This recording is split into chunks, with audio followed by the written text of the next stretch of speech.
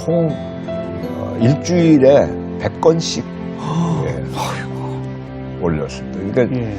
그 고도의 이제 집중력을 이제 필요로 하죠. 그래서 그것으로 이제 극복을 했습니다. 네.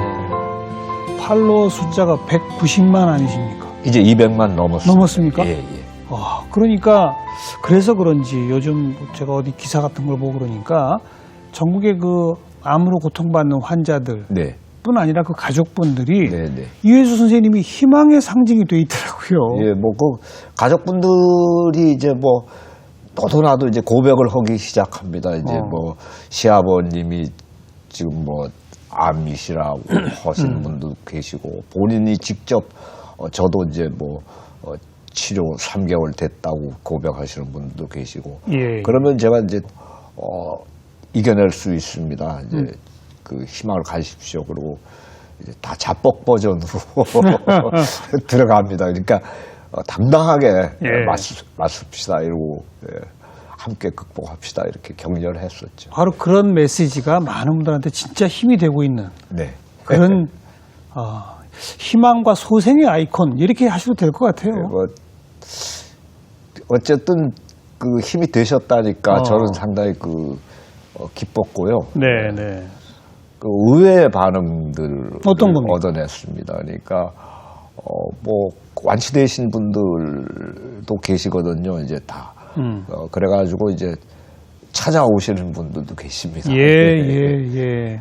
그래서 사실은 환자들 만나면 뭐 포옹도 합니다. 아주 진한. 그러니까. 예. 예. 극복하는 환자들은 감회가 정말로 새롭죠. 예.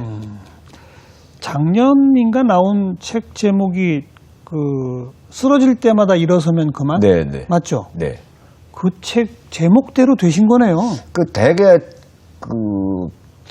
가수들 보면은 가수들도 그 제목대로 되는 경우가 많지 않습니까? 그런가요? 그래서 저는 화학 같은 경우에는 예. 인생이 참 숨가쁘다는 뜻으로 그 화학이라고 하는 걸 붙였었는데 사실은 급성 장염에 걸려서 담배를 끊고 나서 스트레스성 장염에 걸려가지고 굉장히 고생을 해서 또 수술을 했었거든요. 그 책 내시고? 예, 화학. 그래요? 그 다음에 또 쓰러질 때마다 일어서면 그만을 쓰고 나서 네. 또 쓰러져서 암으로 그렇습니다. 또 예.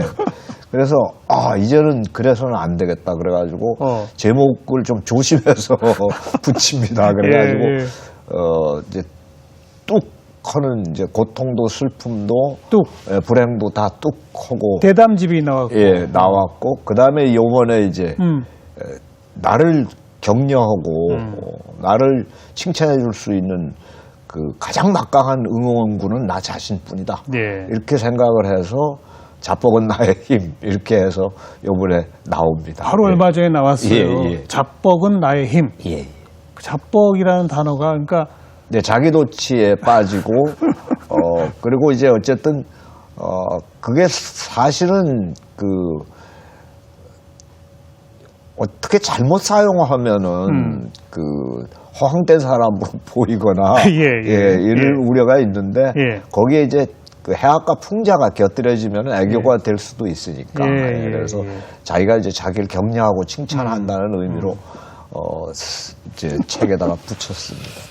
자뻑 증상이라고 하는 것도 이제 일종의 정신과적 증상의 하나라고 볼 수 있습니다. 네. 근데 비교적 타인에게 가장 불편을 덜 끼치는 증상 중에 하나가 그거 아닌가요? 그래서 뭐 거울 보면서 사실은 자뻑 모드로 돌입해서 뭐 산전수전 네티즌까지 다 겪은 놈이 네티즌전까지 뭐 70년을 버텨왔는데 이번에 암 같은 거 정도 한번 버텨 볼 수도 있지 않느냐. 한번 너는 의지력이 있으니까 담배도 끊고 술도 끊고 그거 힘들다는 것까지 했는데 한번 이번에는 암도 한번 극복해보자. 이렇게 해가지고 거울을 늘 보고 이제 제가 저 자신한테 격려를 했었죠. 우리 모두 다 약간씩의 자뻑 증상을 다 가지고 있습니다. 그렇지 않습니까? 잘 활용하면 좋은 겁니다. 그러니까요. 목욕탕 안에 들어가면 누구나 다 가수가 되는 그런 게 자뻑 증상의 맞습니다. 대표적인 경우거든요. 네, 그런 게 결국 나의 힘이다. 나 스스로를 긍정하자. 네. 이 얘기로군요. 그리고 지금은 사실은 젊은 세대들 특히 이제 뭐 3포 세대다, 네. 5포 세대다 이렇게 맞아요. 해서 가장 중요한 것들을 인생에서 정말 중요하다는 뭐 연애 또는 취업, 뭐 결혼 이런 출산, 것까지 뭐 이런 뭐 거. 출산 다 이 중요하다는 것을 다 포기하는 그런 시대인데 좀 절망에 빠지거나 좌절하는 것보다는 오히려 자뻑으로 스스로를 좀 추스리고 부추기는 것이 훨씬 더 좋지 않겠느냐는 의미입니다. 네, 뭐 칭찬은 고래도 춤추게 한다는데 나 스스로 나를 좀 칭찬해 주는 거, 그거 얼마나 좋습니까? 네, 그랬더니 암도 이기더라. 네, 그렇습니다. 근데 결국은 그 힘겨운 투병 과정 중에 아까 말씀하신 대로 24시간 극심한 참멀미에 시달리는 그 와중에 쓰신 글이잖아요. 네. 그게 가능했습니까? 그러니까 집중력은 뭐 평생에 사실 글밥을 먹고 살아왔으니까 일단은 그 가장 딱 제가 그 글 쓰는 모드로 딱 들어가 버리면은 정말 그 다른 사람은 따라올 수 없을 정도의 고도의 집중력을 가지게 됩니다. 근데 그 기간이 좀 짧죠. 아무래도 이제 환자 체력이 떨어지는 상태니까. 그런데 그걸 몇 번이나 이제 추스리면서 정신을 모아서 그 이번 책에는 이제 그 비교적 좀 디테일하게 그런 내용들이 들어가 있습니다. 그림도 있던데 그것도 직접 그리신? 제가 직접 그린 겁니다. 그것도 바로 그 기간 동안에. 네. 대단하십니다. 그래서 뭐 특히 이제 좀 불편하신 분들, 그 정신적으로든 육체적으로든 고통을 겪고 계시는 분들이 보시면은 좀 힘이 나실 수 있습니다. 네.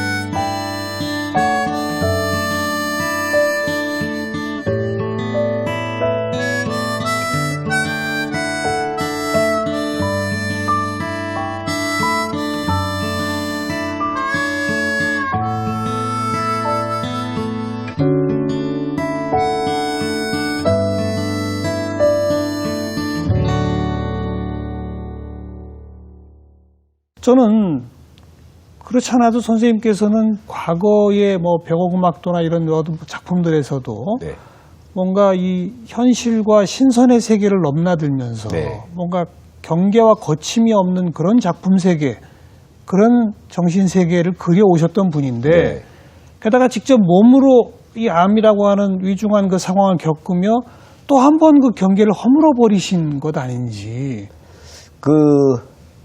제가 생각하는 믿음은 이제 인간은 정기신 삼합체라고 하는 겁니다. 그러니까 정은 물질적 요소를 얘기하는 것이고 정이요? 그 쌀미변에 풀을 청자를 쓰는 한자어로 그 물질적 에너지체라는 얘기입니다. 그리고 기는 정신적 에너지체라는 것이죠. 그다음에 신은 영적 에너지체라는 것입니다. 그래서 사실은 물질적 에너지가 소멸하더라도 정신적 에너지나 영적 에너지는 어디로 소멸하지 않는다는 것입니다. 그래서 사실은 그 육신이 소멸하더라도 정신은 그냥 가지고 있는 것이다. 또 영혼도 그냥 가지고 있는 것이다. 그리고 이제 그 남아있는 제 작품들은 결국 그 물질적 요소보다는 정신적 요소와 영적 요소가 집약되어 있다. 그러니까 나는 떠나더라도 작품은 남아 있는 것이고 또 내가 다른 차원으로 이동하더라도 내 영적 요소나 정신적 요소는 그냥 가지고 가는 것이다. 이렇게 믿었죠. 참 그렇지 않아도 삶에 거침이 없는, 경계가 없는 그런 분이신데 이제는 정말 모든 걸 다 초월해 버리시지 않았을까? 정말 도인이 되시지 않았을까? 이런 생각이 들어요. 근데 저는 아직도 악플로는 초월하지 못했습니다. 아직도 신경질 나세요? 악플로들 보면? 보면은 이제 안타깝기는 하죠. 안타깝죠. 또 어떤 부분은 화가 나는 부분도 있습니다. 너무 이제 상식을 초월한 네. 이런 쪽은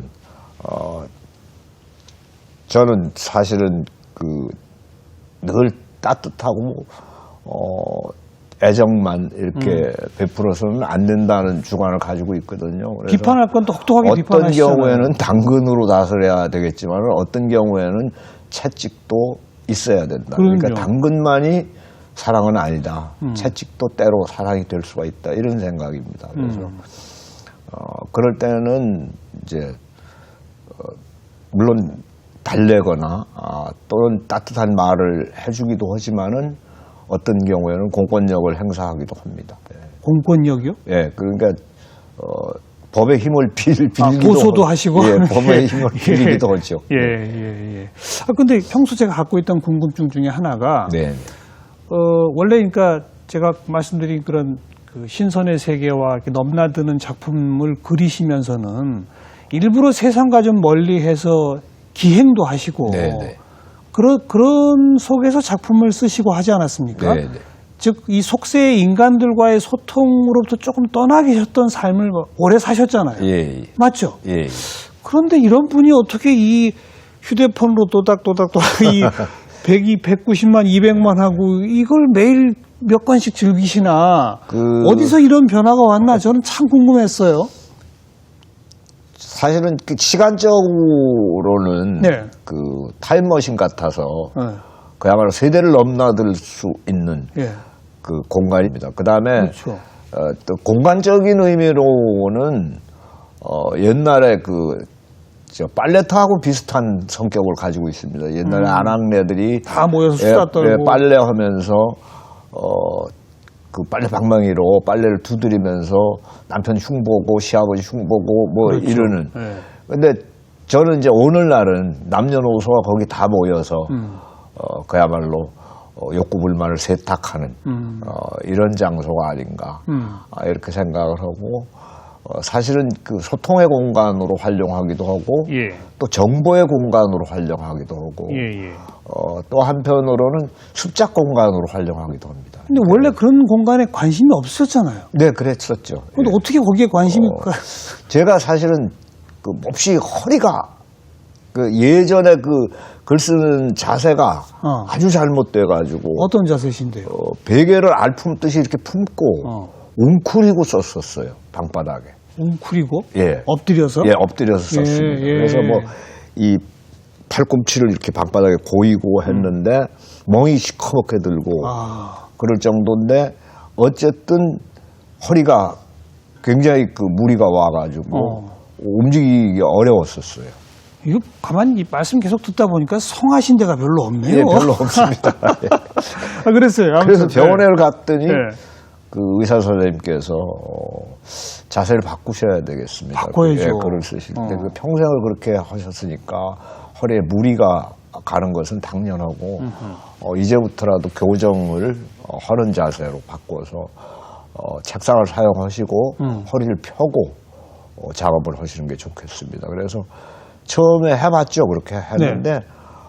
정말로 머릿속이 하얘지는 게 아무것도 안 떠올라요. 한 줄도 안 떠올라요. 아무 생각도 안 나요. 예. 그래서 사실 울었습니다.